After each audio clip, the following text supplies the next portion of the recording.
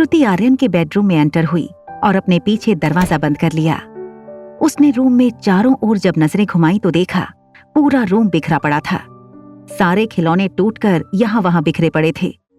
श्रुति ने देखा रूम के ठीक बीचों बीच एक बीन बैग पर अपने घुटने के बीच मुंह छुपाकर एक बच्चा बैठा था। श्रुति बीन बैग के पास चलकर आई, अपने घुटनों पर बैठकर बिल्कुल धीमी आवाज में बोली, हाय, I am Shruti. Hi, I am रिया। श्रुति ऐसे कई बच्चों से मिली थी जो अपने आप को कोई और आइडेंटिटी मानते थे। Wow, such a beautiful name, Riya. Do you know, school में मेरी बेस्ट फ्रेंड का नाम भी रिया था। वो बिल्कुल तुम्हारी जैसी थी, just like a little princess. Shruti के मुंह से रिया नाम सुनते ही रिया को इस बात का एहसास हुआ कि अपना नाम रिया बताकर उसने बहुत बड़ी गलती कर दी थी। रिया? कौन रिया? मेरा नाम तो आर्यन है। ओह आई सी, मैंने शायद गलत सुना। आंटी आप कौन हो और आप मेरे बेडरूम में क्या कर रही हो? मैं रोहित की दोस्त हूँ, यहाँ रोहित को मिलने आई थी, मगर वो किसी काम से बाहर गए हैं, तो सोचा जब तक उनकी वेट कर रही हूँ तब तक क्यों ना तुमसे जान पहचान कर लूं। ये बात सुनते ही रिया के चेहरे के एक्सप्रेशन बदल गए। उसे अपनी मॉम के लिए जेलसी फील होने लगी। But my dad loves my mom. और तुम्हारी मॉम कहाँ है? वो यही है, हमारे आसपास। डॉक्टर श्रुति को ये लगा कि आर्यन बहुत सेंसिटिव है। उसने अपने मन के अंदर 2 पर्सनैलिटीज डेवलप की हैं। एक में वो अपने आप को रिया समझता है, दूसरी उसकी माँ जो हकीकत में थी ही नहीं, बस शायद उसके दिमाग की एक सोच थी। श्रुति ने अपनी बैग से कुछ कलरफुल पेपर निकाले। हर पेपर पर किसी कार्टून की तस्वीर थी और अलग अलग सवाल, जैसे favourite actor, favourite toy, hobbies. Shruti ने सारे पेपर रिया के हाथ में देकर कहा, जब तक तुम्हारे पापा वापस नहीं आते तब तक हम गेम खेलते हैं। इन पेपर पर जो भी सवाल लिखे हैं उनका तुम्हें दिल से आंसर करना है। Life Care hospital.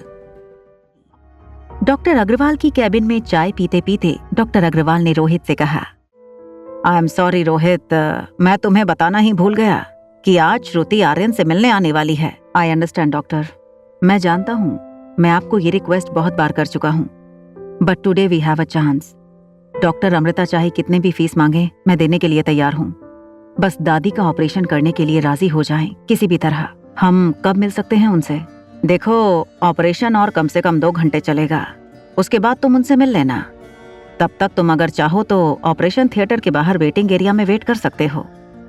रोहित का फोन बजने लगा। फोन की आवाज अंदर ना पहुंचे, इस डर से रोहित ने मोबाइल को साइलेंट किया। दौड़कर हॉस्पिटल के स्टेयरकेस पर चला गया। जब रोहित ने फोन उठाया तो सामने से एक लड़की की आवाज आई, hello mister Marwah, I am doctor Shruti Verma. Oh hello doctor, आप आर्यन से मिली? How was your session? It was great. Aryan is a very interactive boy for his age, but what doctor please tell me, क्या हमें आर्यन को स्पेशल स्कूल में डालना पड़ेगा? नहीं नहीं, ऐसी कोई बात नहीं है। इनफैक्ट वो अपनी उम्र के बच्चों से ज्यादा इंटेलिजेंट है। My observations are that Aryan mistaken identity का शिकार है। अपने आप को लिटिल प्रिंसेस समझता है। उसकी सारी हॉबीज, उसकी सारी लाइक्स डिसलाइक्स बिल्कुल ऐसी हैं जैसे किसी लड़की की होनी चाहिए। ये बात सुनकर रोहित बिल्कुल खामोश हो गया। Mister Marwah, there is nothing to worry about.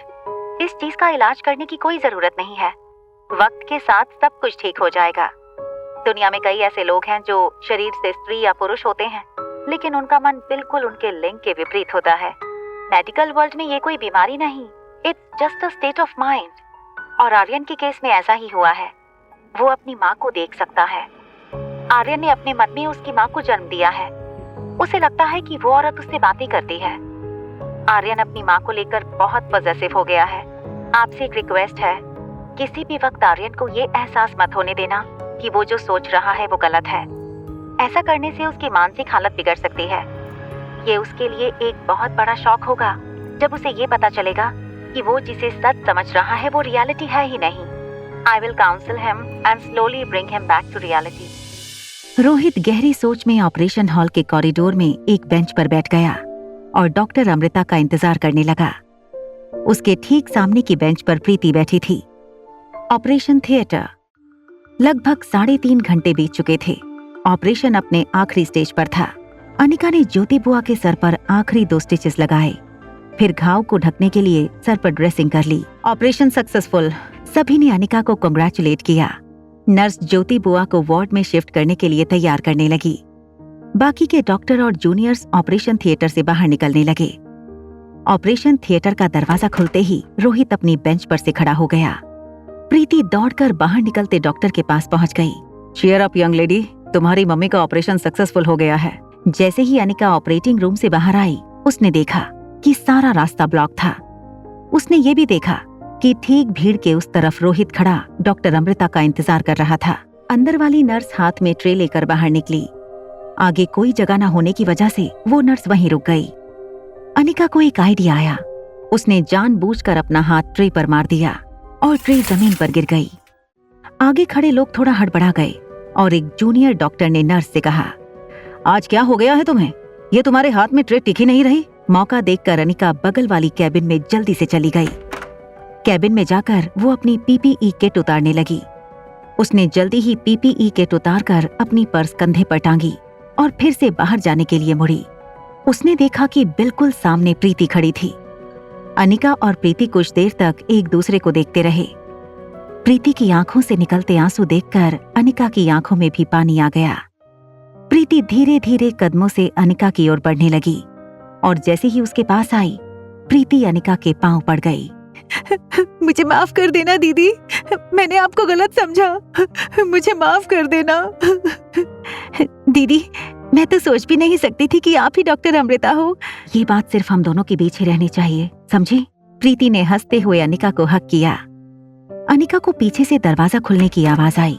वो मन ही मन प्रार्थना कर रही थी कि बस किसी तरह पीछे रोहित ना हो। थैंक गॉड, मैंने तो समझा मैंने आपको मिस कर दिया। बाहर खड़े डॉक्टर्स को जब मैंने पूछा डॉक्टर अमृता कहाँ है, तो सब कहने लगी कि शायद वो चली गईं। लकीली आप मुझे यहाँ मिल गईं। प्रीति और अनिका एक दूसरे को देखने लगे। प्रीति को लगा कि आज रोहित के सामने अनिका का राज खुल जाएगा। अनिका ने मुड़कर रोहित की ओर देखा।